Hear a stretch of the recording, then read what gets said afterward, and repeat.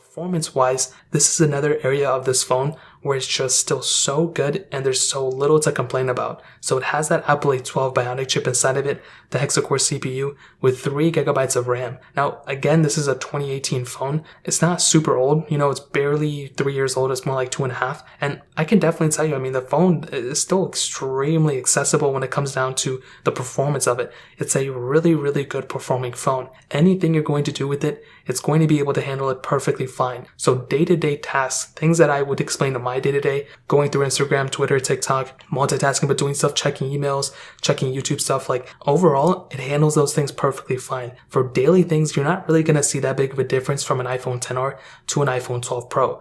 I think the biggest problem and differentiating factor between an iPhone XR and something like an iPhone 12 Pro or 12 Pro Max is going to come in the RAM management. This phone has half the amount of RAM as the iPhone 12 Pro. So what that basically means is that if you're able to hold, 100 apps in the background of the iPhone 12 Pro and without, hanging out, and without any apps like reloading and stuff, you can only do 50 apps on the iPhone XR. Now there's two different ways to look at it. One person would look at it and be like, wow, the iPhone 12 Pro is twice as good as it, and that makes it that much better of a deal. But most people, I think even me included, will look at the iPhone XR and be like, well, 50 apps is still really, really good, even though it doesn't have 100. 50 apps is more than enough of what I use. I only use 15 or 20. So yeah, the iPhone XR is still perfectly fine. That's kind of how I would look at it. And I think the iPhone XR in that standpoint is still a really good multitasking phone. It's not perfect and it's definitely not its strong suit. I would probably rate that specific aspect maybe a 6.5 to 7 out of 10. But because this thing is an iOS device,